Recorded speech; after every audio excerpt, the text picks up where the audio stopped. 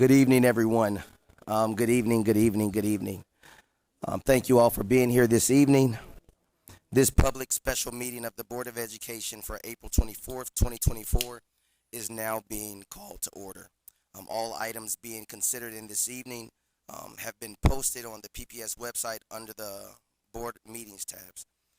This meeting is being streamed live on PPS TV Services website and on Channel 28 and will be replayed throughout the next 2 weeks. So please check the district website for replay times. Again, I want to say good evening, everyone, and thank you all for being here this evening.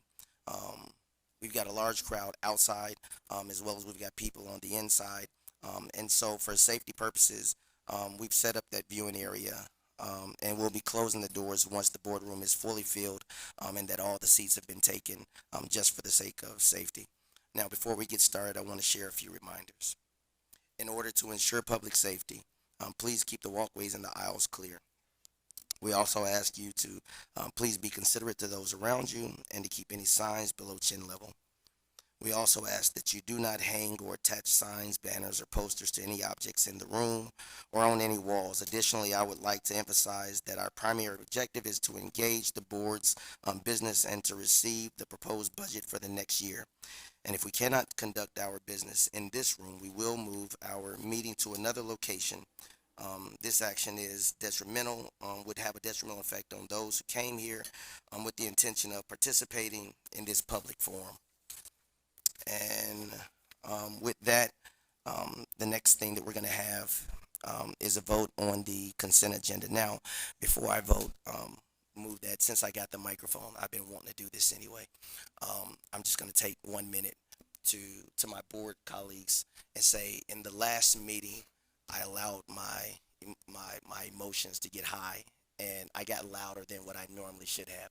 I make a habit of watching the tapes, and after I went back and watched the tapes, I could actually see there was a point in the meeting where I went from talking about what I was talking about to I was talking about it, but frustration had kicked in, and at that point, that's when I noticed the change in me. It's not about what other people do, it's about how I respond, and I responded the wrong way.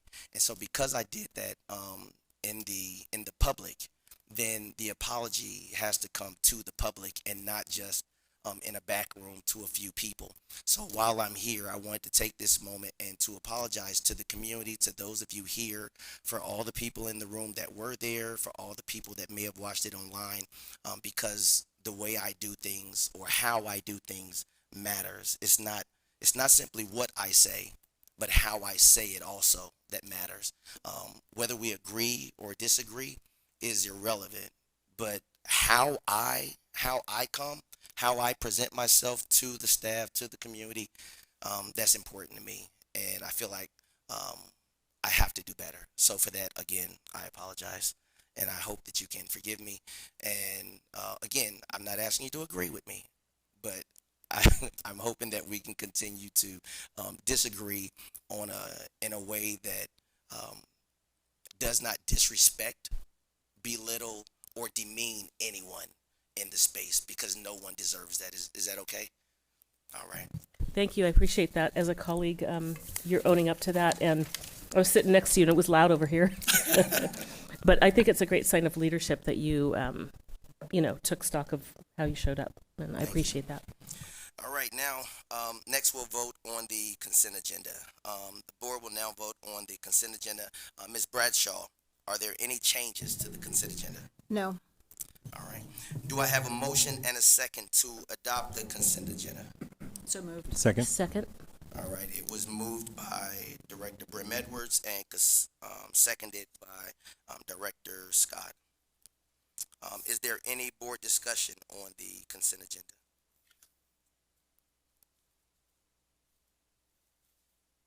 Hearing none. The board will now vote on resolutions 6883 through 6895 through 6897. All in favor, please indicate by saying yes. All opposed, please indicate by saying no. Yes. Yes. Yes. Student Director Silverstein, could you please indicate your vote? Yes. Excellent.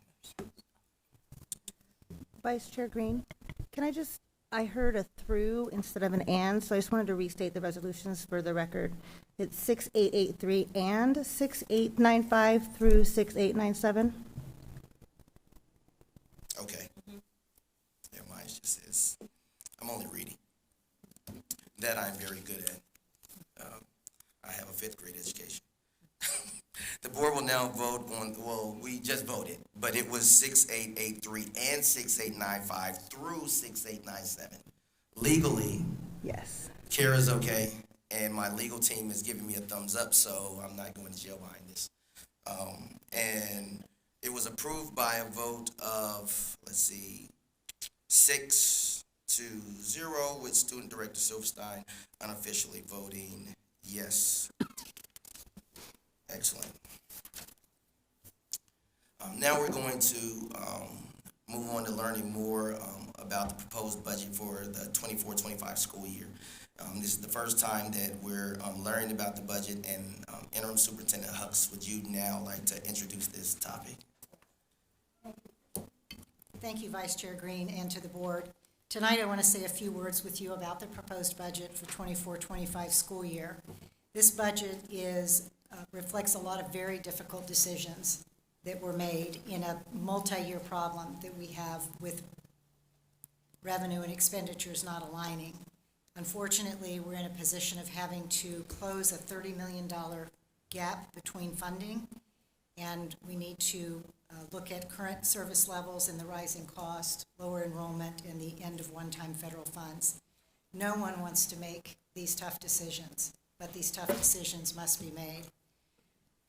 I also want to acknowledge that we know it's been a very disruptive year and that it's challenging during that much change to also communicate as many times as we want to about our heartfelt sorrow about the real impacts. Getting quite a bit of feedback up here. The sorrow that we have about the real impacts that will be felt everywhere. We will be reducing some services to students. It will be felt by many. And we are cutting some positions across the district. I want to be really clear that I'm not trying to say that this is a positive situation. This is not a good situation, but we must get through it. And I would encourage us to get through it with the best style of civility, passion, advocacy, and leadership that we possibly can. So Deputy Superintendent Myong Lee, who's been absolutely fantastic, has done a lot of the heavy lifting with his wonderful team on the numbers in the budget. But the whole cabinet and voices of principals, we could have used more voices of principals, have been engaged in helping us get to this place. Myong Lee is here for questions when we get to that section. I also want to acknowledge the amazing executive leadership and the other finance team members that are here. If there's a question that Myong Lee and I cannot answer and you have a question of one of them, I'll bring them to the table so that they can respond. So this is the proposed 2024-25 budget. And I want to start with a few observations that I made the last time that I spoke at a board meeting. As an interim superintendent, I've known of Portland Public from afar. I was in Salem-Keizer for 8 years, so from 2006 on, I've been medium aware of what's going on in Portland Public. I didn't realize until I came here in the interim role some things that I'd been missing. This is a remarkable district. It's got some amazing services. The board and the district and the community have been able to maintain a commitment to a robust curriculum and many, many program offerings for students. Arts, culture, music, dual language, athletics, advanced placement, IB, career tech, the list goes on and on. The district also has weathered historic challenges over the years and demonstrated its resilience. It's going to take that to get through this going forward. So how do we move forward? We need to build on the strengths in the community. I'm hoping that we as a community can unite in a vision for the school district while we lean in on solving problems and think about how we achieve that vision together. I'm also going to continue mentioning the unity or the uniting across the Portland Public community.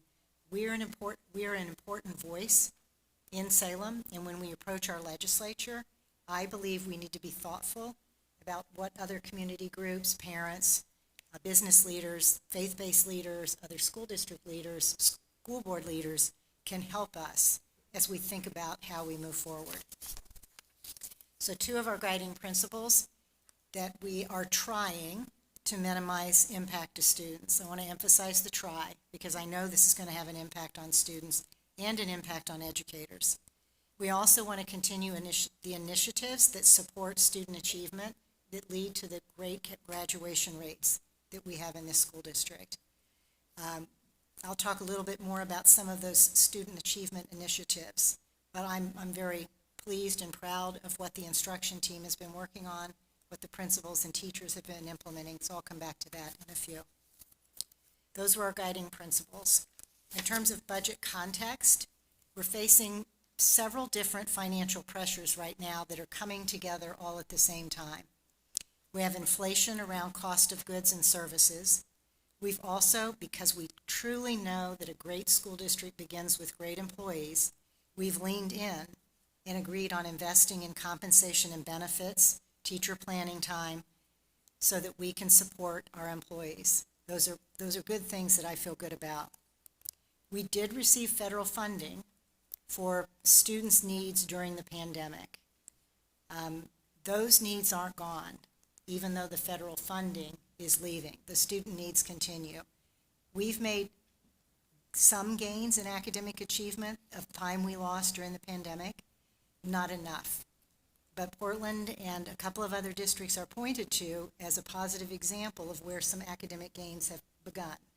We have a long way more to go, and we also know students have way more needs outside of academic gains: social, emotional, mental health, the ability to compete in music, athletics, etc. Our state dollars continue to fall short of the cost it takes to operate our schools. In addition to the federal pandemic aid ending, we also have some special revenues that come to us from some other federal sources that are declining. Another significant impact in Portland and other districts, but it's having quite a bit of impact on us, is the declining enrollment. We would be facing reductions even if we had adequate state dollars because of the declining student enrollment. And that trend, just based on what we can see now, is not predicted to change. Now, there could be some things that happen. We could have new industry come in, something could change. But even if the birth rate started changing immediately, we're still 5 to 6 to 7 to 8 years out from seeing that kind of a positive impact. So I think we have to be prepared that the student enrollment decline is a reality that we need to face at this point in time. Just to share a little bit more about the enrollment trends, many of you know this is a bar graph that shows back in 2019 we were close to 50,000 students, and at this point we're about 43,000 students, and that's probably going to go down by another 500, I believe, for the following school year. I think a lot of people know that State School Fund, which is our largest source of general fund revenue, is based on enrollment. When our enrollment decline outpaces the state, it decreases our percentage of the state school fund dollars.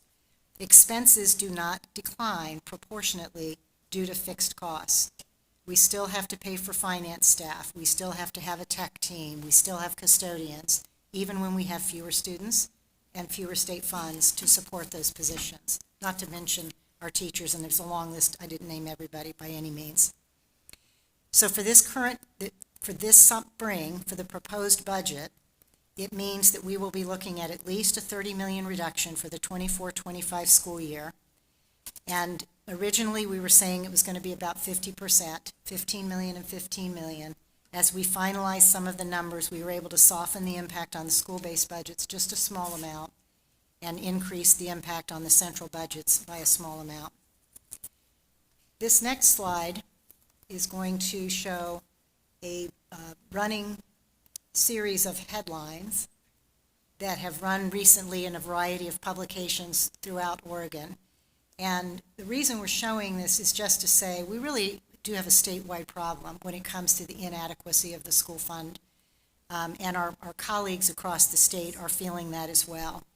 And the size of your district and the amount of reserves that a school district has been able to hold on to have a significant impact on how school districts can react when funding is short. Really small districts, their situation gets much more desperate more quickly, but but it's still felt throughout the state. The last slide about the statewide impact is just to give you a perspective of some of the numbers. I would point out Reedsport only because it is so small that they're now at a place we never want to see, where they're actually reducing the school year and they're looking at furloughing teachers and employees.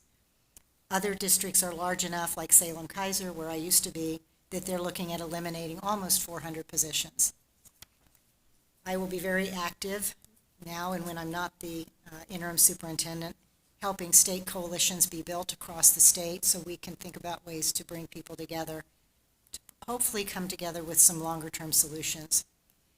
I want to talk a little bit about some of the positives of what we focused on in terms of the impact to schools and to instruction.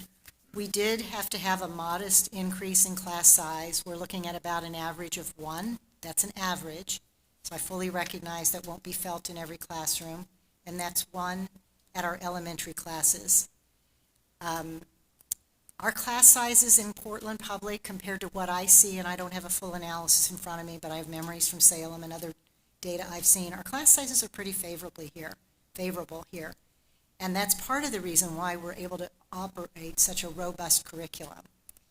There's not a lot of districts that you find in this state and other states, or districts like us in other states, that are able to offer the wealth of choices for electives, for career tech options. And when you do that, your staffing needs increase in order to support those. Dual language immersion programs, as a specific example, really require some specific kind of staffing and thinking very carefully about how you can reduce and still offer quality programs throughout multiple years of a student's life.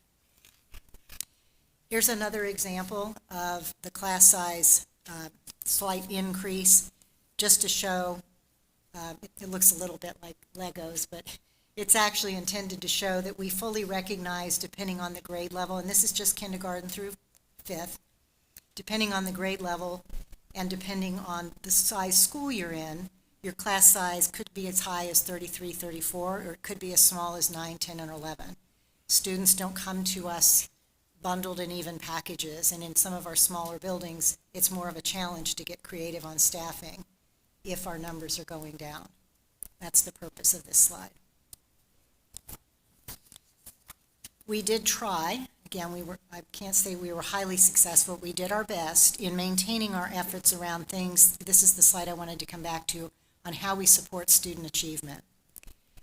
We have been gaining instructional capacity by providing teachers best practices, time to work with each other in professional learning communities, a really viable and deep curriculum with grade level appropriate resources, and professional development, including instructional coaches. We're trying to continue the targeted academic interventions that we've had. Looking at middle grade experience, we know those transitions from elementary to middle and then middle to high are very precarious times for students to get the support they need to make those transitions.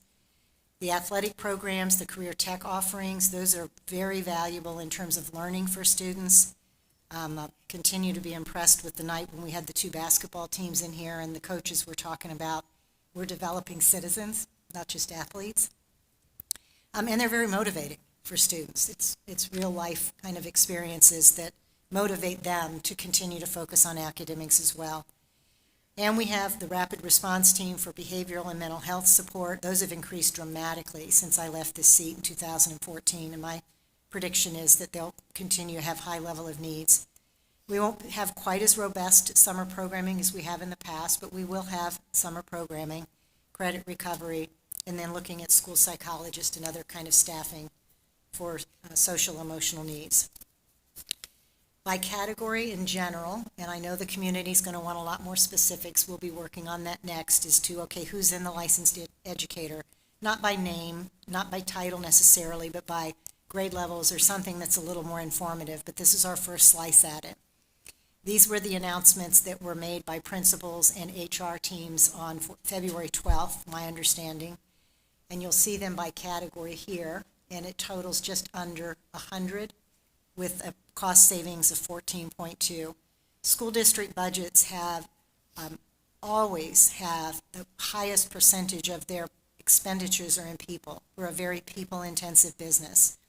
And so when we're about 80% of our expenditures come in personnel, then when you have significant budget reductions, you're going to see expenditure reductions in personnel. We also did a good hard look at central services reductions, centrally budgeted service reductions, excuse me. So the top box are the people, number of administrators, licensed educators, and non-licensed educators. Some of those are people who actually go into schools and do work with students, but they're not assigned to classrooms. And so that's why we're calling them licensed educators that are in the central office budget. This is just, I believe, the general fund reductions. Correct, Myung? That's mostly true, Dr. Husk. There are a few cases included in these numbers that there are other funds that have an impact on the general fund. Okay, thank you. And we did include custodial and security in a separate category because those folks are assigned to sites. So even though they're budgeted out of the central office budget, they are assigned to facilities. That equals 13.5 FTE, and those are currently unfilled positions. Anytime we can stop hiring and reduce expenditures through reduction of positions and not have an impact on an existing staff member, that's always desirable. And we reduce purchase services, some contracts, some other things that we do by 2.6. So that's how we got to the 15.7 million reduction. These figures reflect all funds except for Head Start. That would be in a separate category, is my understanding. This next slide is a combination of the two funds combined. So it's simply doing the math and saying how many positions across the district, how did you get to 30 million in reduction? And that's the summary. I want to spend just a few minutes talking about one other topic that is sometimes hard to understand in school district budgets and probably other government budgets as well. School districts' home budgets, family budgets, government budgets tend to like to operate with what's called a reserve.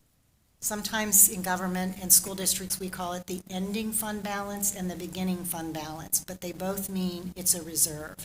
And I'll explain that in just a minute. But if we weren't reducing our expenditures, you can see how quickly we have zero reserves and there's no option left of where to go.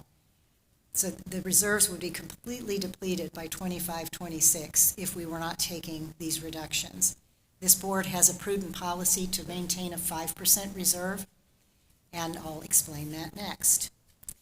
So I'm an educator. I was an elementary educator, so I hope you don't mind this simple example that I'm giving because it helps me if I can keep it simple for my own understanding. If you're fortunate enough to make $100,000 a year, and I want to emphasize, if you're fortunate enough to make $100,000 a year, a lot of people are not fortunate enough to make that, but the number was also chosen because it makes the math easier to explain. But if you're fortunate enough to make $100,000 a year, maybe that's you and a partner, maybe that's your salary, and you know your annual expenses for a household expenditure for a year is going to be $103,000.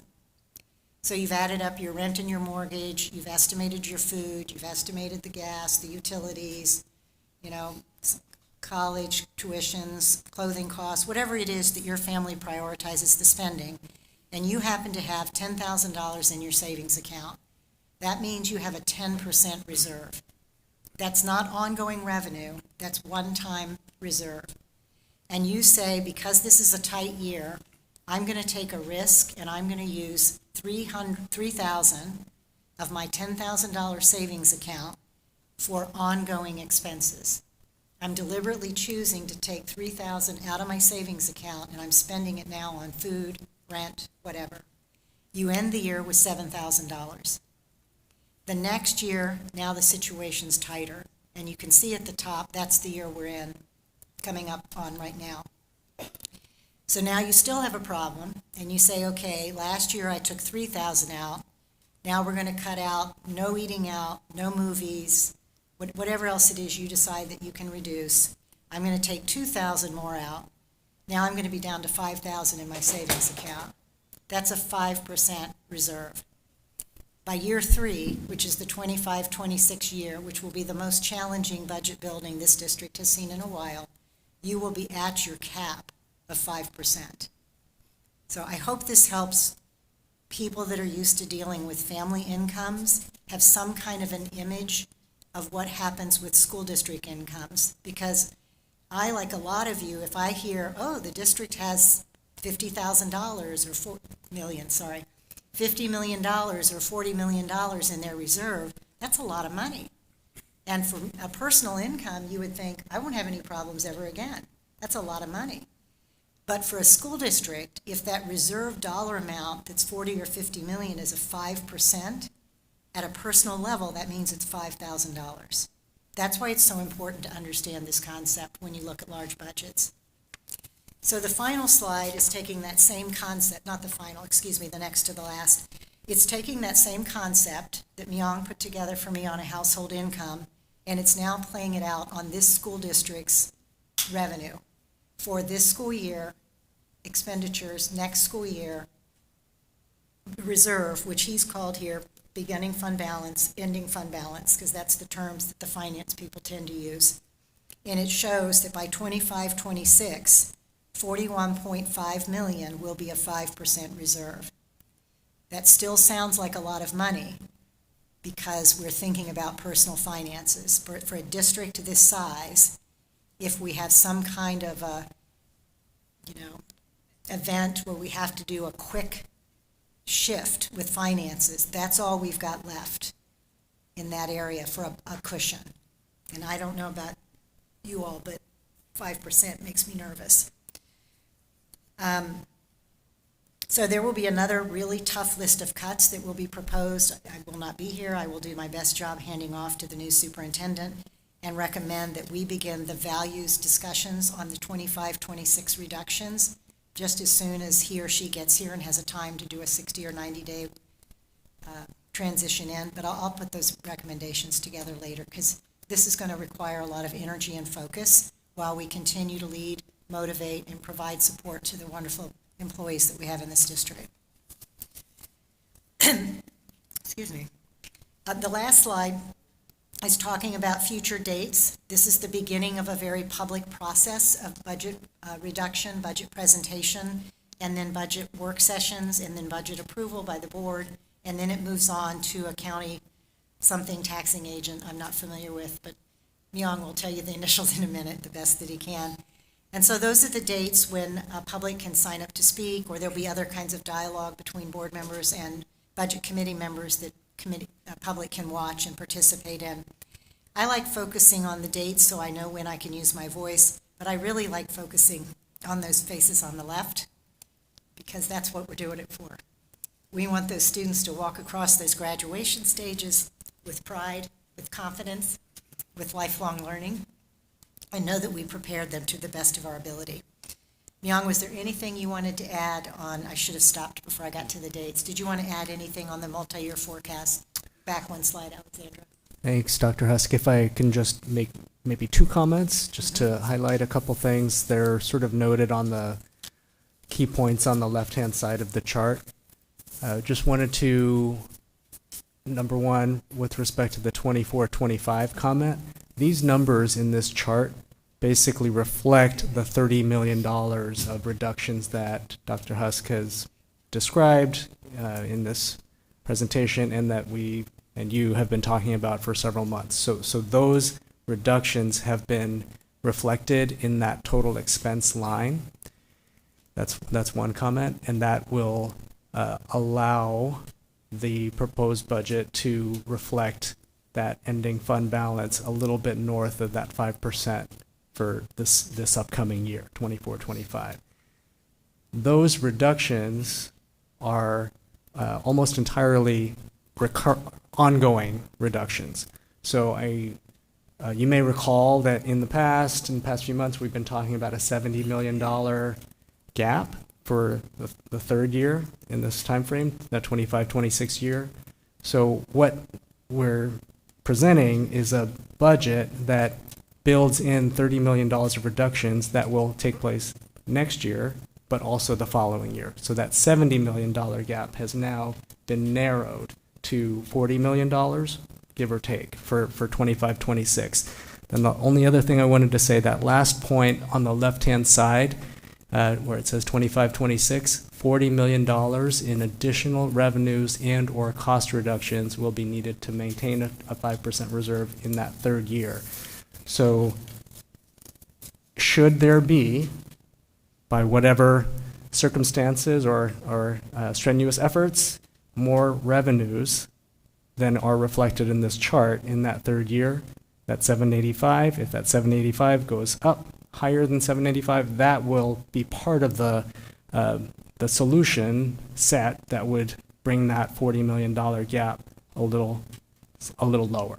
So it's a combination of revenues, hypothetically at least, of revenues and additional expenditure reductions that would solve for that gap in the third year. And with that, we will close it and be open to listening to board discussion and addressing any questions that we might be able to answer tonight. And if we can't answer them tonight, you can be assured we will record them and get them back to you. Thank you so much. Board members, do we have any questions on the budget that has been presented to us this evening? I will start down at the end and we can just begin to work our way around, and then we can volley back and forth after we've done that. Okay, I would just like to have you clarify, I think you just did clarify, but one more time. So in 25-26, you're showing total expenses of 826, which would mean keeping it like it is this year for expenses? That's correct. Okay, and so if we do that, we end up with barely enough reserve at the end. Or just 5% reserve, right? Sorry, Director Sullivan, let me try to clarify what's represented in that third column. If you look at the first few rows, just to kind of walk through it, if we were to start that third year with a beginning balance of 42.7 million, take in revenues of 785 million, and spend 826 million, that would almost deplete the reserves to just over $1 million, and that is not enough. Oh, I see. So that would fall way short of the board's minimum 5% reserve policy, And so meaning, sorry, the 40.3 is what we need more exactly, from the state, probably. That's correct. the biggest- Combination of more revenues or additional expenditure reductions. So between those types of strategies, there would need to be solutions totaling about $40 million. And that's to keep us where we are, not adding anything back. That's correct. That's correct. Thank you.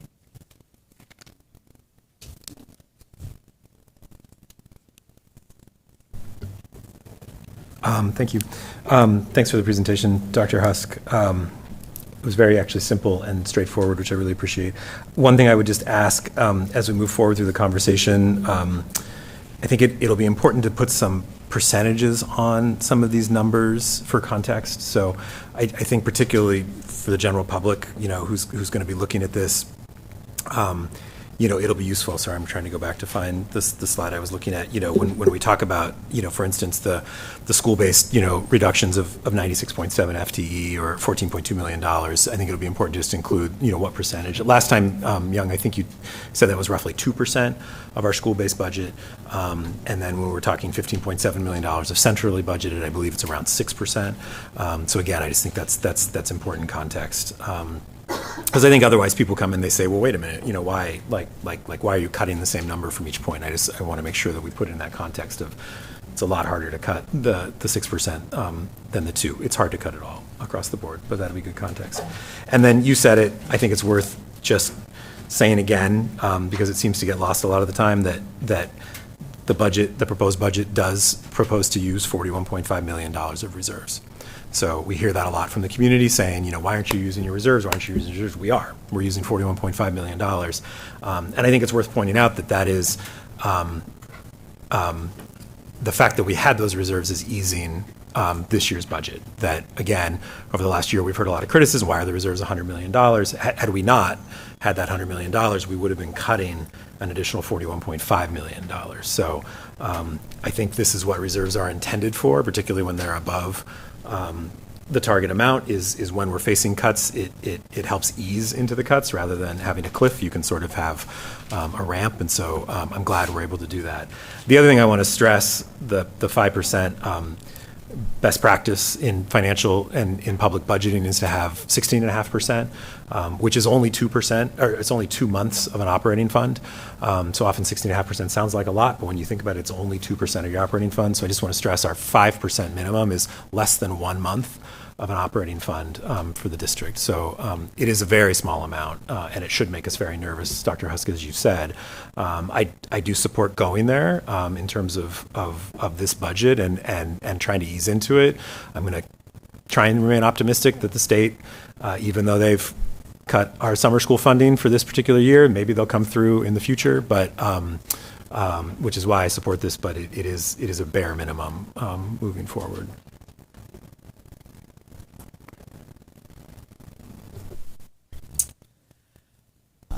Great questions and suggestions on the percentages. I think part of the sense-making we need to do with the community is being able to share as much as possible the bigger picture, and I appreciate the household budget example, because I think that's something people can relate to. We've known this is going to be a challenging year, and I appreciate the team putting together the budget. I'll have a series of questions that I'm going to submit for the record, but I have some here for tonight. I also want to note that while our current local option goes through this next year, that the following year's numbers, which when our levy is complete, that it's predicating those 25-26 numbers assume that we'll renew the levy, correct? That's correct. Building in that assumption that we'll renew the levy this spring, which is about 650 teaching positions. So important to note that.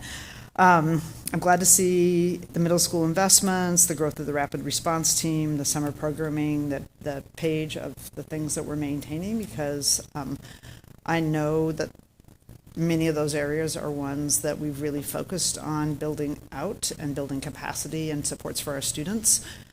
So I'm glad that we're able to retain the essence of them and do some new things. So to my just questions, there's some that you can provide answers to, written answers to, but I'd like the 250 FTE positions that are proposed to be cut, to get just a list of the general function of each of those, whether they're filled positions or unfilled, and represented or non-represented. So that's something you can provide later or as follow-up. This is another follow-up. Just there is the funds, sorry to use technical term, the funds by object table, which is essentially types of expenditures.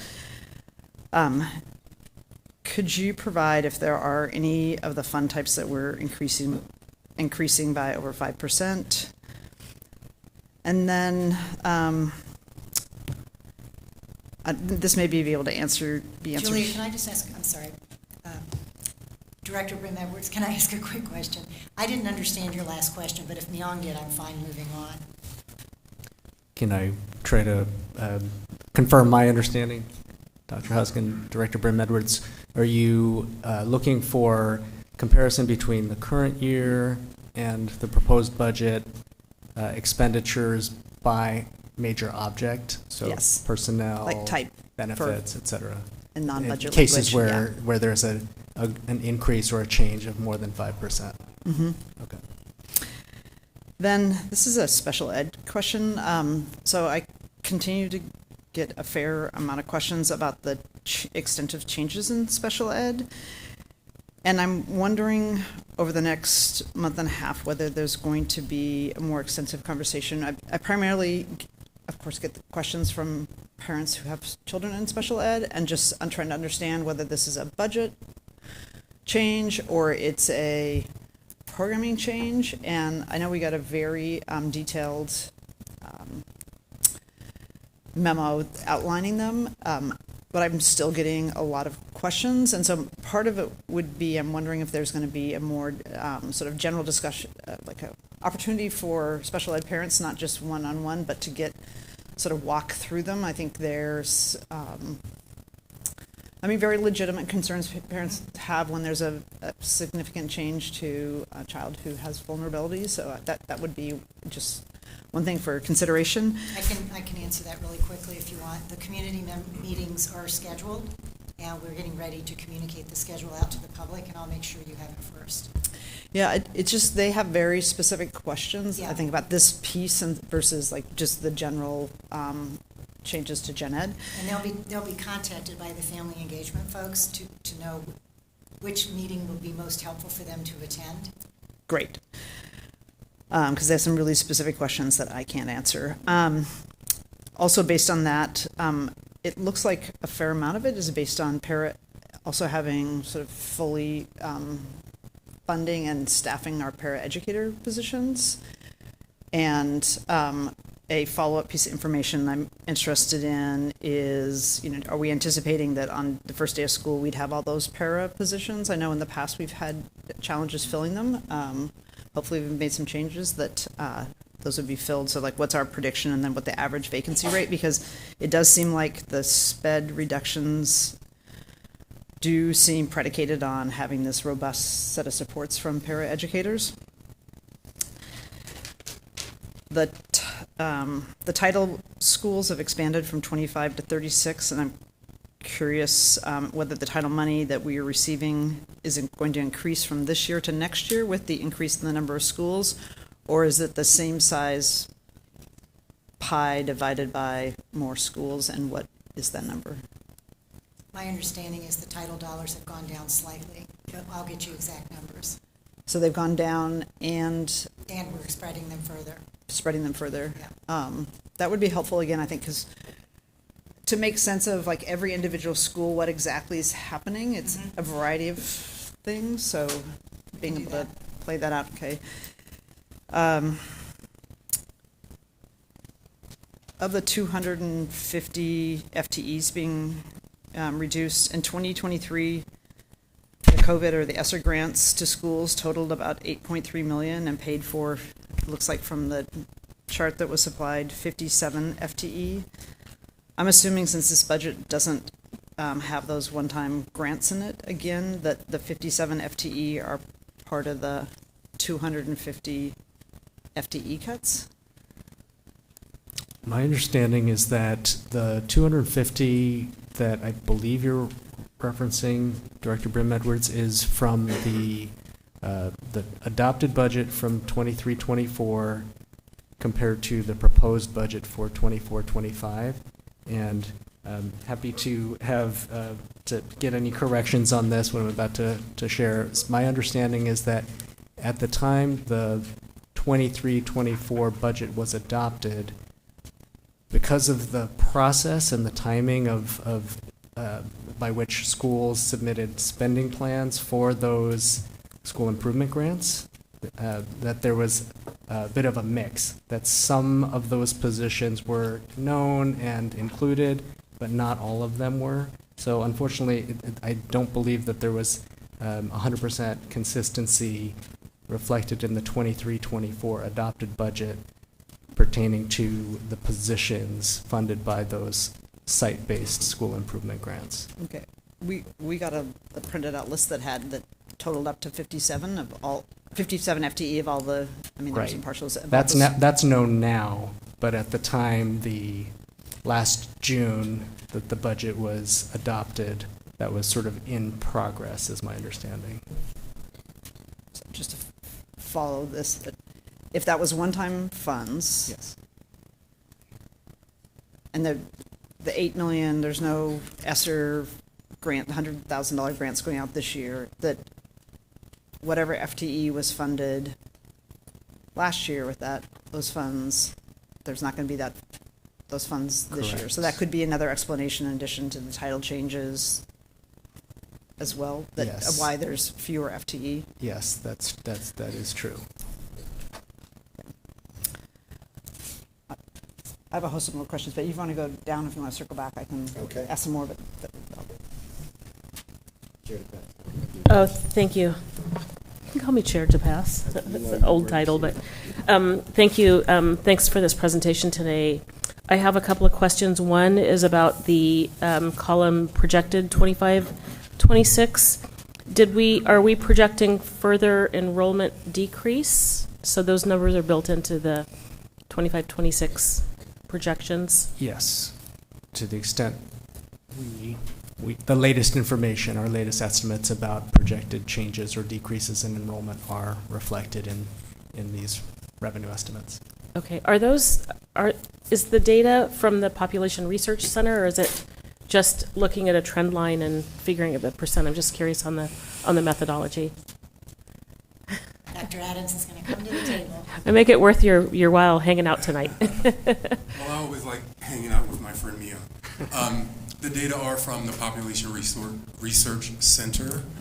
They do, each year we refresh our projections because we want to know that we're doing projections with the most current data we have. At the moment, our enrollment decline is projected to continue for the next 10 years. Okay, thank you. So it looks like we have an opportunity to either increase our revenue, which would be perfect if we lobby the state, or decrease expenses in that year 3 as well in 25, 26. Is that true? Is that accurate? That is accurate. Thank you. And then the last question I have is, and it doesn't need to be answered right now if we don't have the expertise in the room, but the adult experience versus the student experience in the SPED area, arts and library and some of the specials, if we could have an explanation of what the adult experience is versus the student experience, that would be helpful for me. Yes, we can do that. Thank you.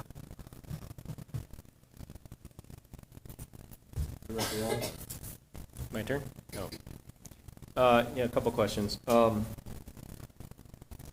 do we start? Is there, I know that one of the things with the ESSER funds, different schools had flexibility in using it in different ways.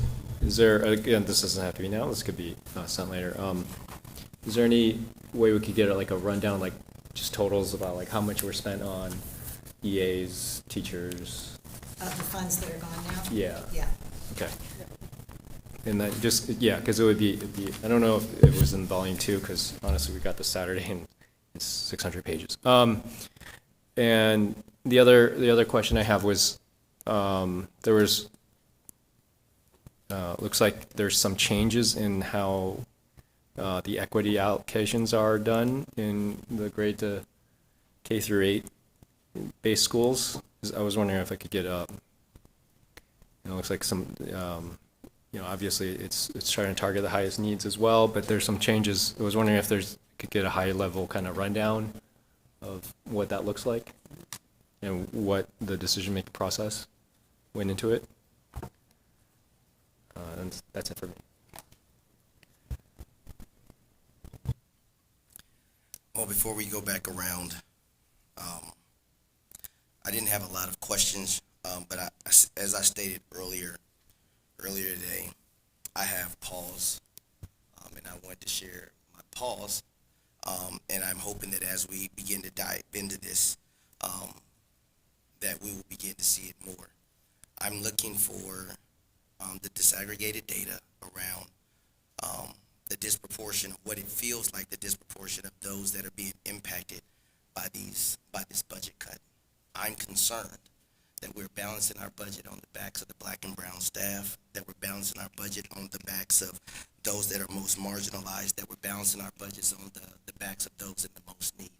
That may not be the case, but again, I want to see the data that would tell me that I'm wrong. So I'm looking for the methodology that we used when we were deciding to make these cuts, when we were starting to go down the line. What methodology were we using?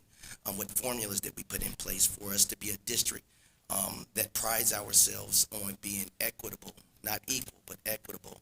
What methodology did we use when we went across? What equity lens did we use when we went across and we began to make the cuts? Did we say, this is what we need to do. This is what we have to do. I am not saying that we're not going to have to make cuts. I am not saying that everybody is going to get out of this unharmed. What I'm trying to determine, what I'm looking to see is the methodology, the equity-based lens that we looked at everything that we were doing through, and did we get to the same place based on that, or was it simply, there's a good-sized chunk of money here, let's pull $1 million from that. There's a good-sized chunk of money here, let's pull some. I want to know what the methodology was and how we decided, the formulas that were put in place and the lenses that we looked through. There has to be a rubric somewhere that I believe is out there that does that. Again, I'm not saying that this is the case. That's why I said it's caution and it's concern. And I believe that for the people that have the concern, they're asking the same questions that I'm asking right now. Because this isn't even a new question for me. This is one that community has been asking me over and over and over again. And I want to know. So for the record, I'm asking the question, so that for the record, we can get a response that makes sense, not just to me, but to everybody watching. Thank you, Vice Chair and Green. And also, I want to say publicly, because I know you and I have discussed this, some of those numbers we can get you fairly soon, in a few weeks. Some of them, it's going to be longer towards the end of June as we keep moving people into other positions.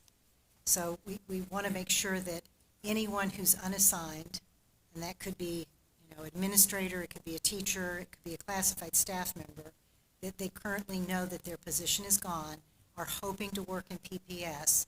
HR and all of us are very committed to keeping them in the district.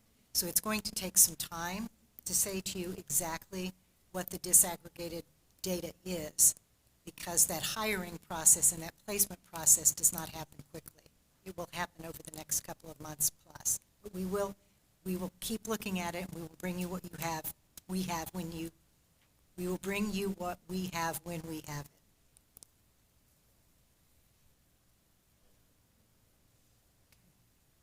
Yeah, I guess it's me, back to me. I did take some time today to look at volume 2 of the budget, which shows what each school is receiving per student. And it really does look to me from that it was taken into consideration that the schools that were having the most problem with test scores were getting the most money, which I was really glad to see. So, obviously it didn't, took about 2 hours to look through just kind of casually, but that really helped me to look at that. And then another question I had probably for Myung is on page 89, volume 1, it's summary of requirements by major object general funds. I don't quite understand the difference between budget and budget FTE. Okay. Yeah. So the short answer is that the budget FTE basically represents positions.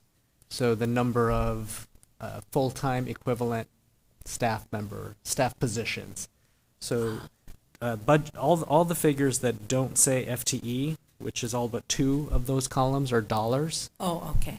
But the 2 columns that say FTE, budget FTE 23-24 in the middle, and then on the right-hand side, budget FTE 24-25. Those are all basically counts of So that's positions. numbers, okay. Yes. And then, of course, we don't have adopted yet because we haven't Correct. adopted it. Okay. Right. Those will be filled in when these documents that you have so far are the proposed budget Okay. documents. After the budget is approved and then adopted, there'll be another set of documents that look very similar to this, but they will reflect the official adopted budget. And also the budget for 23-24, does that show the actual budget, not what was proposed as the budget? It's the adopted budget for this year. So what the board adopted. This was before I was here, but last June. But didn't we end up probably spending more than that because of raises and salary and stuff? Correct. So it was really higher. Right. So when you see on that table the figures that say actual for the prior years, 2021, 21, 22, 22, 23, in the next year's version of these documents, you will see actual numbers for 23, 24. Will be higher than that then. Yes, because by then we will have closed the books on this year, the audit will have been complete, and so those numbers will be similar in terms of the point in the process to the columns that say actual. It's just kind of moving 1 year further as we get those audited actual results. Okay, thank you. Sure. I'd like to recognize Student Director Frankie Silverstein. Hi, sorry if this question has already been answered. My Wi-Fi is like making it so the meeting really cuts out and it's hard for me to hear. But I was wondering if it's possible to like get some estimates on how the library assistant eliminations are going to impact library hours. Yes, that kind of is assumed in the question that Director DePass asked when she said, I'd like to see the adult and the student experience impact on special ed, art, and libraries. And so thank you for kind of emphasizing it, Director Silverstein. We'll be sure to get that. Okay, thank you. Thank you so much. Andrew? Great, thanks. In the memo, Dr. Huss, that you provided, which has some supplementary information, I think we noted that of the position, actually, let me ask a first question. Getting back to Director Burmeier, I want to make sure I understand. The budget presentation, I talked about 204 positions cut, but then you also talked about 250. And Young, I think if I understood you, that's the difference between the adopted budget and the proposed budget is 250. That's correct. All funds adopted to proposed. What we're showing in this presentation is not necessarily from the adopted budget from last year, but the latest current information about the positions. Okay. And doesn't include Head Start, as was noted in the slide, and it doesn't include the positions that were funded on the ESSER school improvement grants. Okay, great. Thanks for the clarification. In this memo, you note that of the maybe this was just central office. Anyway, you notice of the total FTE reductions in the central office, about 61% were filled and 39% are vacant. I guess I kind of a twofold question. Of the cuts on of those central office cuts, so 61% are filled, there's a little more than 100. So is it fair to say we're having between 60 and 70 layoffs in the central office? We're having 60 to 70 transitions. We're hoping that people whose titles are going away and that they qualify for another position, that they will want to work with HR and see if there's another place for them in the system. Okay, so if there are positions, obviously work with them. And I'm talking about central office, not, okay.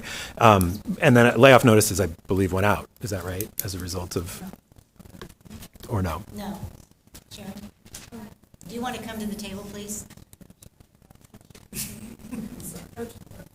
This gets a little confusing, and so I'm glad you're asking. Okay. Some positions are so unique, and the background of the individual is so unique, that when they're told the position is going away, they assume, rightfully so, that there's not going to be an option for them. When you're talking about administrators, like principals, vice principals, or teachers, it depends on what they're certified in and where we have openings. So that's why we're so careful in using the language. Yeah. Well, and let me finish the overall question, because you there may be other parts, Sharon, that you'll want to. What I was really sort of just trying to get at was again, we eliminate a lot of positions. We try and transition as many people as we can, and I was trying to really get a sense of, do we anticipate layoffs on the school-based side? Because I know in prior years when we've had teaching reductions, we've been able to say that in the end we didn't end up with layoffs. We ended up with unassignments, but found places for all those people. What's that look like on the school-based side, and what does that look like on the central office side? And I know you can't give me exact answers because the numbers are always moving, so just rough estimates would be great. So what I can verify is that employees have been informed as to whether or not their current position is funded for next year. And following from that is what Dr. Husk has already referred to as the unassignment and attempting to find new positions that employees are qualified for. So what we can anticipate, first of all, it's too early to tell for most positions. We can anticipate that there will be layoffs in the central office. That's easier because there are fewer overlap of qualifications and smaller volume of positions. And with regard to school-based staff, we are anticipating, and again, it's too early to tell, that there may be layoffs in some areas. Okay, thanks. Another thing in the memo, I just wanted, I noted that there was a question about the Southeast Guiding Coalition positions, and I know the board had passed, I can't remember if it was a resolution or not, but, sort of adding 10 positions back. And we note in the memo that those 10 positions are being retained. And I just wanted to ask a little bit about the thinking behind that, again, as we're making cuts system-wide, kind of getting back to Director Green's point. I understand why we wanted to help the Southeast schools through that transition, but now as we're looking at system-wide reductions, what was the policy rationale behind retaining those 10 versus some of the other areas of the district that are also struggling with cuts and reductions? I'm just going to be very transparent here. When I was given the budget recommendations from the previous administration, I didn't ask because I didn't know that we had a Southeast Guiding Coalition referendum, or would you call it a I think there was a resolution. Sorry, resolution. So I didn't ask questions about it. When I heard that there had been a commitment from the board in a resolution for those positions, I directed staff to put them in as in the proposed budget, and that we would let the budget discussion move forward to see if any decisions were made on changing any of our recommendations, not just specific to this one. I did have a very informative meeting today with Director Brim Edwards and Director Wong to help me understand the why behind some of the program impacts when the boundaries were redrawn. And so we're going to have, and there were two wonderful staff members with me, Dr. Franco and Dr. Adams. We're going to meet with the 10 principals of the schools that are most impacted by the changes that were made several years ago, and listen to what their current needs are, hear what their current predictions are of where they would need additional staffing.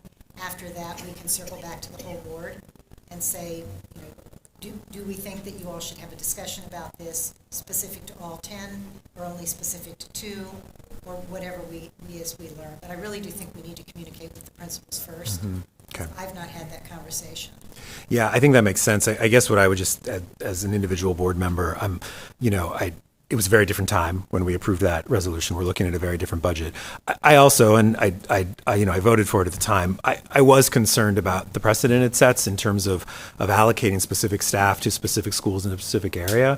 I really think that's something the superintendent should do. We should give overall guidance of what we're looking for as a board, but the superintendent should look to see where that is. Because I will tell you today that Markham and Gray are suffering significantly, and if we're talking about specific schools that need, potentially additional staff to deal with their school closures and transitions and all that's going on, I would think that too. I don't want to bring a separate resolution for that because, again, I think it's better for the district to look holistically, and that's something that the superintendent and her team can do, not the board. But I just want to put that out there. I would want these positions to be in this. I wouldn't want you to feel as though the board has a special allocation for this school. I would want you to put these in the same criteria as everything else. And if in your view and staff's view they're needed, then great, we should keep them. And if they're not, I think we as a board should redo our resolution. Well, I will definitely concur with you in general, and I'll stop. In general, I concur any resolution that makes a commitment to staffing multiple years out is always fraught with some risk. But I do think there's enough history here that I need to learn more about the current needs from the people most closely impacted. I mean, I'll just say, so it was, I want to just follow on this. So it's Resolution 6513, and so Director long as a parent, served on the Southeast Guiding Coalition, and because it covers my zone, we're very involved in this. But the resolution has, pages of changes of boundaries and programs and other things. And also there was a decision by the board to continue our sibling policies and some others, allowing students to sort of have this trailing right to complete their highest grades. And because of that, the process ended with some schools under-enrolled, quite a few of them.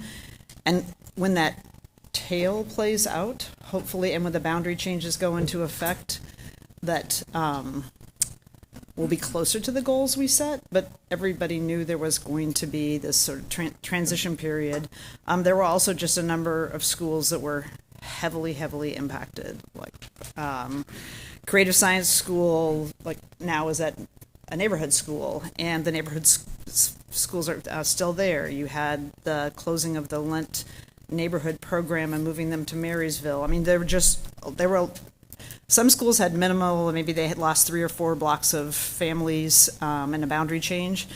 But there were some that were very impacted. And from my perspective, so that it says in here that they'll be allocated over the next 5 years. It doesn't say which schools. It says as program moves and boundaries change from one school to another, and providing full programming for low enrollment schools that will grow over five years. So it's not specifically, it's going to this specific school. Again, the general staffing that occurs with the central office staff in consultation with the principals. The one thing I would be concerned is the board changing it now. I feel that it will, that was a super hard process on schools that generally serve a lot of historically underserved students.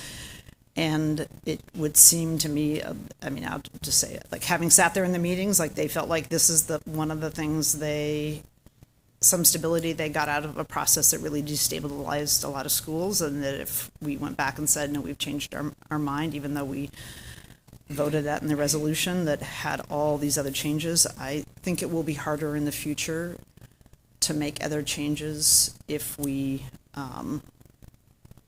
don't follow through with what we said how we're going to support the schools. And I certainly don't want to send FTE to schools unnecessarily, so there's never been the requirement that you have to spend them all, but I would expect that if we have, and most of the schools don't have foundations or any way to make up for the cuts if they don't have the schools, so I would be concerned about removing those FTE. Yeah, if I can, is that okay? If you want to respond. Just kind of give a real example. It might help I think one of the reasons that it's important that this was a long-term commitment, I think it's a 5-year commitment, right? I'm hopeful that after looking at the numbers, this decision would come naturally anyways. And to give a real example, one of the things that happened in the SCGC that was really problematic was that, there was a number set for middle schools. Yeah, as we're converting all our K-8s into middle school, the number was 500 students to be able to offer robust programming, right? You need enough students to be able to offer music class and art too, right, and band. And one of the problems was that as we were, during the SCGC process, decisions were made that put some schools at bigger risk than others. And one of them was Harrison Park. Harrison Park is, as you know, is a very diverse school. It's Title I. And it's kind of on the border of Portland Public, so has already because it's on the edge, has a naturally difficult time with the catchment area, right? And it was purposely done in a way that was very risky because, a lot of people want to stay at Kellogg, brand new building, we all know that story. And so what happened was that the assumptions was that Harrison Park would house a new Mandarin immersion program. And it was dependent on the Mandarin immersion program to all move over to Harrison Park in order to keep the numbers at a satisfactory number. The problem in reality, what happened was that, a lot of middle schoolers started in Hosford. They didn't want to finish, they just figured they want to finish out their middle school experience in the same school and not move schools, or their siblings went with them too. And so what happened was that Harrison Park ended up being very, very under-enrolled. And the part of the reason for this long-term commitment, and a lot of people brought this concern up, which is why this long-term commitment was brought up as a Band-Aid.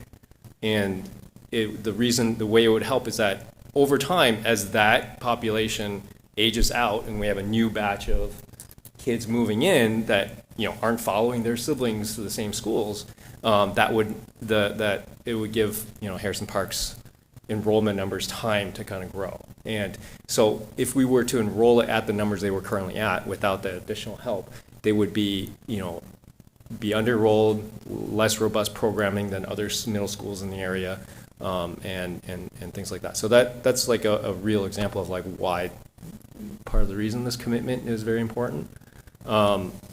Again, I am also hopeful that just naturally looking at the numbers, it would have that 10 FTE would have naturally gone in these schools anyways. But yeah, I'm also willing to hear your report and do what's best for all our students. Can I just add also that if the schools in the Southwest that were really impacted, that my expectation is that staff would look at that if they're needed to have additional FTE support because of the disruption that's been caused. Like, I would fully expect that to be in part of that FTE set aside. So I don't see it as a zero sum. I would hope that we'd address other students who had a significant impact. And I think that's exactly the point. I'm not going to argue at all about the impacts to the Southeast schools that you've all laid out. Absolutely, those impacts are real. What I'm trying to point out, actually to your point that you just made, Director Broom-Edwards, you're suggesting that the district look at whether those Southwest schools need the help. I would say the same thing should be true of the Southeast Guiding Coalition. And my concern is that as a board, we have stepped in one area and said, you have to allocate teachers to those schools, but we haven't done it to the other areas. And it is a zero-sum game because we are in a budget process. There are a limited number of teachers. And so those teachers, if Markham is going to need additional teachers because of the trauma that community has gone through this year, they have to come from somewhere. And I don't know where the best place for them to come from. If the superintendent says, we're going to need to surge some staff capacity over there and wants to look around for that, I just think as a board, once we've passed a resolution that says, oh, these schools get this additional amount, everyone else kind of, fend for yourself. That's what concerns me. And again, we've avoided as a board, at least when I've been on it, a lot of the sort of zone, turf wars about a lot of, there's actually very few examples similar to this where, we've sort of said we want, resources to one particular area. I certainly don't want to get into that, but I want to make sure that because we have a resolution on the books, I want to make sure that staff don't feel bound in saying, we wouldn't actually put 10, maybe we would only put 7 or 8, maybe we'd use 2 or 3 in other places, whether it's Southwest schools, whether it's Northwest schools, whether it's North schools, and they're feeling constrained because of what we did as a board. And I want to make sure that if they are feeling that, we're having that conversation, because again, that's what troubles me is when we sort of look at one issue in isolation, and then we don't really think about the impact, because it does have an impact. Those 10 positions came out of our budget. They came from somewhere else. And I just want to make sure it's the highest priority. And I guess I would just note that for 15 years, students at the under-enrolled K-8s got a totally inequitable middle grades experience compared to students who stayed in, so there was no, change to a lot of the, frankly, the middle schools that represented parts of the district that had very robust enrollment, that didn't necessarily serve historically underserved schools, so it was on top of it. I think most people in the South, those schools in the Southeast Guiding Coalition would be like, we would be happy not to have the 10, but like, if we hadn't had to go through the year and a half of what we went through, like we got selected to go through this process. I mean, it was a year and a half of really hard conversations, the school community, and to me, I look at the resolution, and of all the things I've done over my 11 years on the board, that was one of the most complicated, the most boundary changes I've seen the district do in 25 years in one fell swoop, the most program changes. So I understand your point, and actually, I don't think all 10 of the FTEs were actually distributed over the lesson. I see Dr. Adams nodding, so it hasn't always been the case. And again, I welcome the conversation that staff will have with the principals about sort of where they are. Vice Chair, if it helps you, I thought the dialogue was helpful, and I feel like I have good direction. Fantastic. It's Michelle. May I just ask Chief passes to one more question about Head Start? It was referenced in the memo. Those are our littlest learners, and it seems like the best opportunity or a very strong opportunity to close the achievement gap is by focusing on those early learners. And we also know preschool costs are really high, and Head Start serves our poorest, immigrant, refugee, Black and brown students. And so do we have a solid plan do we have a heat map of where the need is? Yeah, and I can get you a short written summary, but this is consolidating some services to make sure that we're still focused on meeting the needs of the students and where they are. So let me get you a summary. Okay, thank you. My interim chief of staff can really do it well, but she doesn't like coming to the table. Okay. Thank you. I just have one more question. Go ahead, and then I believe Director Brim Edwards has a couple more questions, and then we will be getting ready to wrap things up. So it'll be you, followed by you. I just want to bring up a concern, or maybe this more be a higher level thing. One of the things PPS's goals, right, is to focus on diversity, right, and our students are diversifying very fast. And they're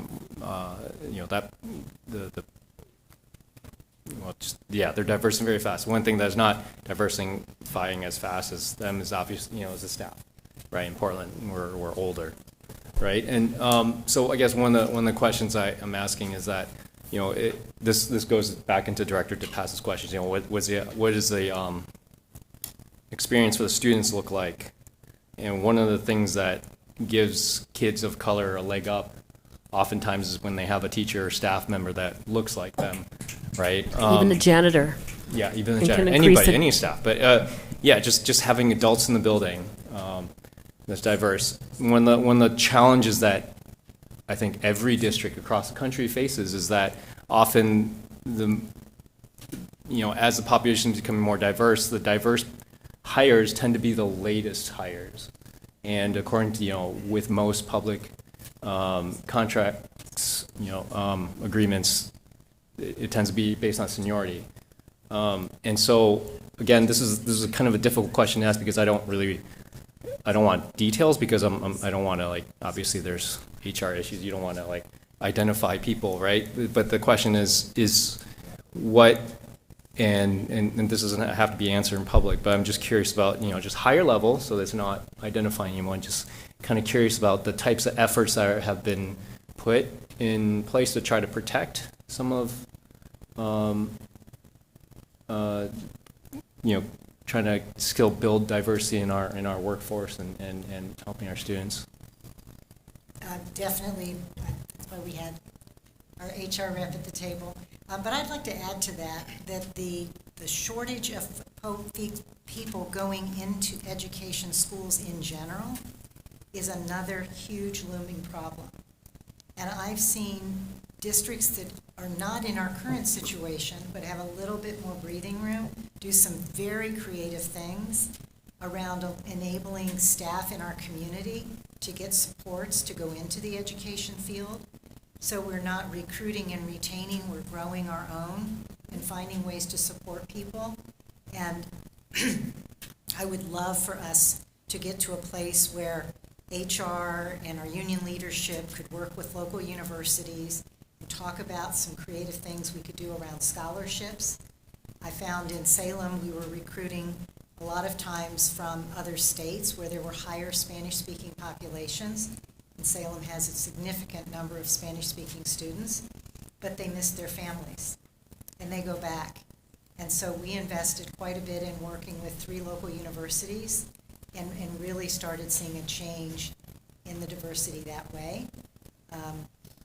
So I would hope that we would look at it in a broader context of who we currently have and who we're keeping, but what's the long-range vision of how we could have even more of an impact. I can share that seniority is the major driving factor in identifying who ends up getting laid off in times of budget cuts. However, we do have in our collective bargaining agreements exceptions that are based on diversity, and we promote the use of those because we agree with you, Dr. Wong, about the importance of representation in the formal and informal leaders that all the adults that serve our students. I will also add, because Dr. Husk brought it up, that we're very proud of our Paradigm Professional program, our Rise to Teach program, and our Coaches to Classroom program. All of those Grow Your Own programs are focused on diversity and high-quality teacher prep in partnership with local universities. Thank you. Director Brim Edwards, and then it will be Director DePass. Okay, these are probably some things that I can just get. I'd like to have the budget chart field for the Board of Education budget, the budget chart field for the superintendent's office. I'm sorry, Julie, can you start again? I'm struggling to hear you. The budget chart field for the Board of Education budget, and also the budget chart field for the superintendent's office, so that the board is just, we always see our budget, and then obviously we have, and the auditors are in the board budget, and then the other employee that we have is the superintendent, so just to be able to see the superintendent's budget that's being proposed.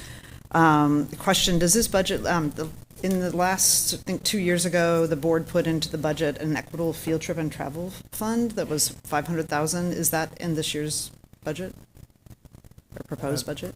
Director Brim Edwards, did you just say the Student Travel Equity Fund? It's the equitable field trip and Yes. travel fund?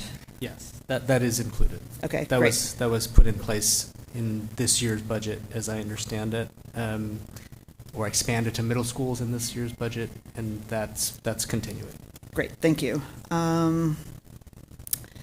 There's $2.5 million in non-personnel cuts, which are supplies and services, and I'd just be interested in like more details on that. I think we'll find over the next month, there'll be a lot of people who have some great ideas, like, you should cut X, and it's like, oh, that's already on the list, so I think just having that so that we know what things are already being trimmed and what's being, or proposed being trimmed and what's being saved. And this is maybe, Ms. Reese, Chief Reese, it's something you could answer. There's 10 million cuts that were made in 23-24. Were those all one-time reductions, or were they a mix, or are they ongoing reductions? So often there's some narrative around that 10 million that talks about a hiring freeze, which implies that it's not a permanent 10 million. So I'm curious, is that 10 million, like, we can book that and then we're carrying that in, or if they're hiring freezes, that implies that actually some of the savings go away?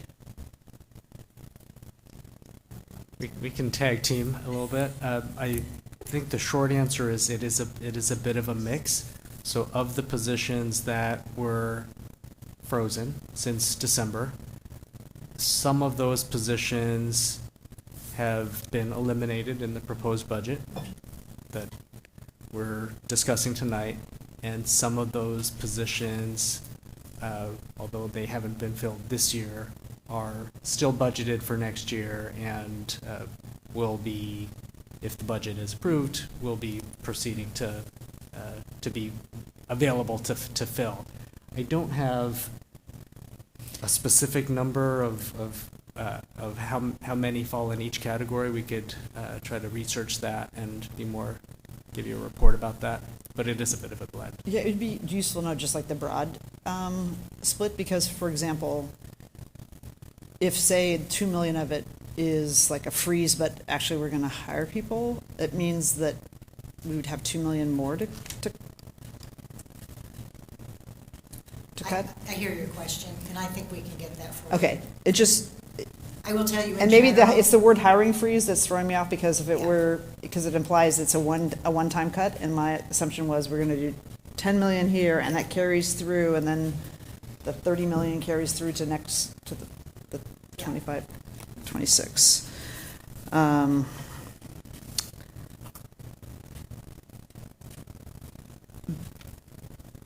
There's 8.5 campus security agents that are being reduced. I know this past year, we had a record year of gun violence in Portland. And we had probably an unprecedented way around some southeast schools, multiple gun violence, just gun incidents. And I'm curious about, and there was a very significant, I think, Director Green, you and Chair Hollins were on the sort of safety,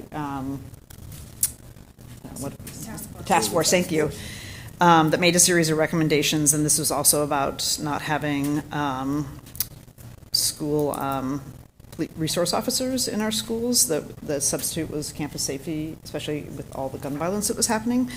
So I'm curious about where what the 8.5 cuts were and kind of what the criteria were. And I join at the same question about Head Start that Director DePass had. Head Start we've always had the largest Head Start program in the state. Why are we having low enrollment, especially at Applegate? I think that served historically Native students. So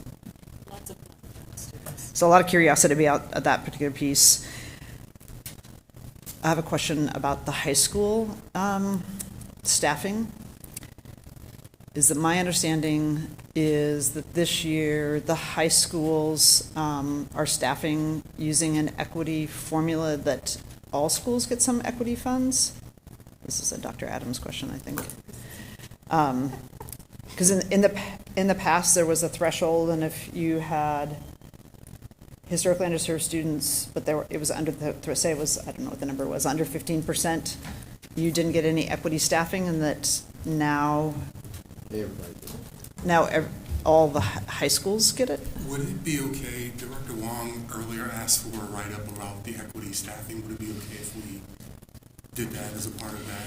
Yeah, it'd just be helpful, because Sure. I know it's been a long conversation about that particular piece, like, oh, we're 2% over the threshold, so we don't get any, but we still have students in our schools that are underserved. Right. And then if you could also include, understand that we only did that for high schools, so we still have middle schools, K-8s, and elementary schools that, again, have historically underserved students.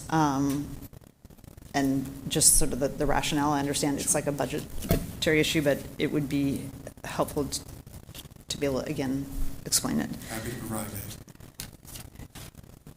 Thank you. And my last question is just a complete list by school of all the positions and what percent of FTE that are being funded by foundations. And I think it's in this book, and I'm not sure if it's just adding up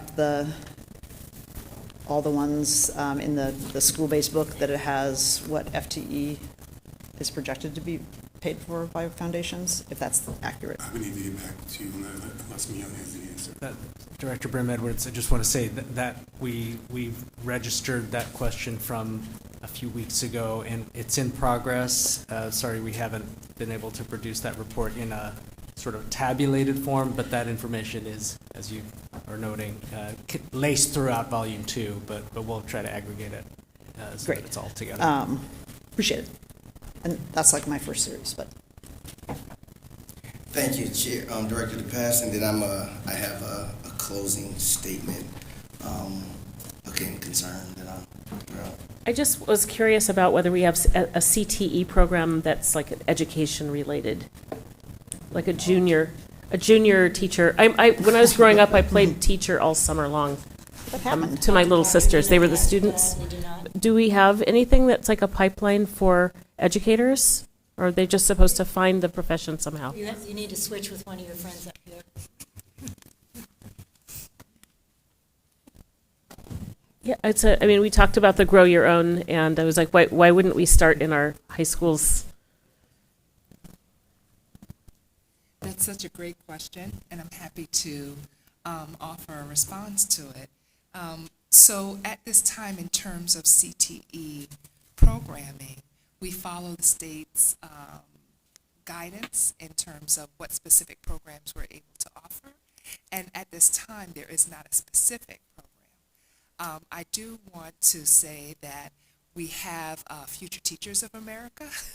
That is a program and a club that we can definitely look into to ensuring that we're offering that as an extracurricular activity for our students. Also, commending the work that is happening in our HR and our PLL divisions that are really focusing on grow your own and pipeline development.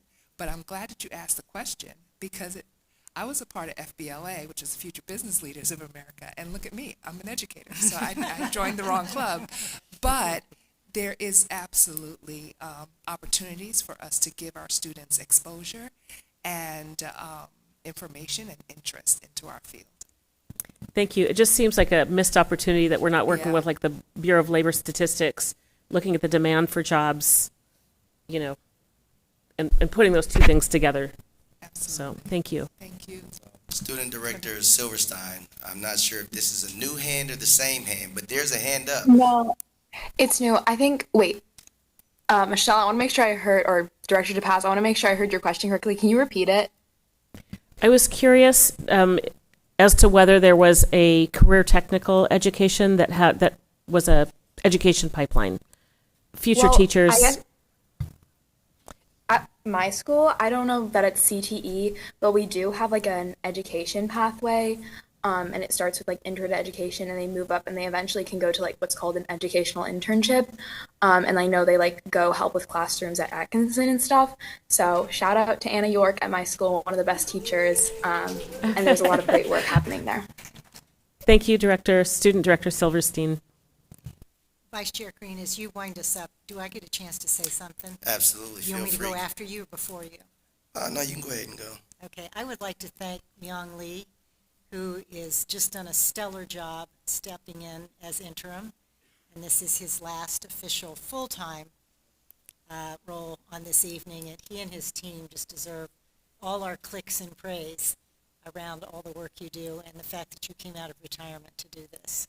Thank you so much. Thank you, Dr. Huss. Appreciate it.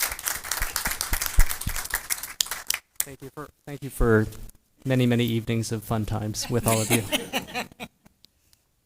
Excellent. So as we get ready to wrap up, before I do, I want to, just say thank you to everyone for all of your questions. I'd like to, if we could, get some sort of timeline provided to us within the next couple of days as to when we can expect to get a response to some of these back. Maybe not the answers, but if I can get within the next couple of days a timeline that states this is when we're going to get you those responses and this is what you can expect. It'll probably be Monday, if that's okay. As soon as we can get it, I'd like a timeline, because what I don't want to get in the space of is some of these questions have been asked before. They're not new. And so I want to make sure that this time, as we're saying that, we're going to get back, get back with us, because we got a million things to do. It's not like, I don't think Dr. Adams is sitting over there and he ain't got nothing else to do, trying to figure out if he can grow hair or not. You know what I'm saying? Because I know he's looking at the same websites that I do. Like, is the bald spot going to grow in? I don't know. But I'm sure he's busy. I just want to make sure that at the same time that we're being intentional about getting back to us about the responses that we need. The other thing I want to make sure that I speak to is that you're absolutely correct when you speak to the shortage of the teachers coming in. That is a real thing. When we start thinking about diversity coming into our district. But another just as real thing is the way that we build up, the way that we support, and the way that we develop the ones that we currently have. Because those that are looking to see how we're treating the ones that we have. And if we're not being loved on, if they're not being supported, if they're not being built up, then even the ones that may want to come won't come. And so I'd like us to really take a look at that. I know that In the past, we have had administrators of color equity report that was done that we have really yet to do anything with. So as much as we're sitting around talking about, we want to see what can be done. I'm curious to what we've done with what we already know. Right? Like, we need to do something with what we've already been given before we start talking about there's something new out there that we can try. Sometimes it's not the new stuff that needs to be tried. Sometimes it's just, shoring up the old stuff that we have. And I'd like to see something done with that. And again, I want to just appreciate everybody here. Thank you for coming out of retirement for us. Thank y'all for sitting at the dais and dealing with this. I even want to say thank you to the people out there that's got signs, those of you that are holding it up. I appreciate your signs. I want to make sure that we share this. I don't believe that anyone comes to these meetings simply because they hate the people on the other side. I believe that we come to these meetings because we're genuinely concerned about the well-being of our kids, of our schools, of our district as a whole. And we all have different ideas maybe on how we go about getting there, whether we take Lombard or whether we take Columbia. But, we're trying to get to the same place. And what we're struggling to understand right now is, why did you choose Rosa Parks? Like, it has too many turns. It stops at a certain point and you have to go down. And so we're trying to make sense of something. But the one thing that is true is that we all care about our kids, and we bring our passion, we bring our concern to these meetings because this is where we're supposed to bring it. This is where we're supposed to voice our opinion. So I want to make sure that I say to each one of y'all sitting out there, thank you. I don't want you to think that I don't appreciate you. I don't want you to think that I'm bothered by the signs. Sometimes we ask you to put them down, and that's just so that other people can see. It's not that I don't want to see your sign. I just want other people to be able to stare at me and give me that eye to make sure that they know that I know that they're looking at me, and I know they're looking at me, and I can't get away from it. And so I want you to put your signs down so that they can stare at me. But at the end of the day, I really want you to know how much I appreciate you all. I mean that. I'm not just saying it to be saying it. I really appreciate you bringing your passion, bringing your energy, bringing your information to these meetings, because it helps make us be better. And so thank you to you as well. And with that being said, there's nothing else, I believe that this meeting is adjourned. Wait. I'm taking it back because it's Administrator Day. And I want to say thank you to Kara for being our administrator. I didn't say that out loud. Thank you. I have Chair Hollins coming in as a participant right now. So before you adjourn, I think. Oh, before I yes. leave. Okay. I'm with that. Listen, my guy is the board chair. And if he comes in at the last minute, then it is what it is. The meeting is no longer adjourned. We're back in session, and we're waiting for him to come on. My guy, excuse me, Chair Hollins, Hello. thank you so much for joining us this evening. Hello, everyone. I wasn't actually trying to come in. I actually had pushed the wrong button. I asked Kara to make me a panelist, but then I was like, never mind, because the meeting was ending. So just once again, just thank everybody for coming, and y'all got it. Good job, everybody. Thank you so much, friend. This meeting is adjourned, y'all. Oh, wait. I have to say, this meeting is adjourned, and the next meeting of the Board of Education will take place on May 7th. Thank you all for coming. Have a wonderful evening, and drive safely home.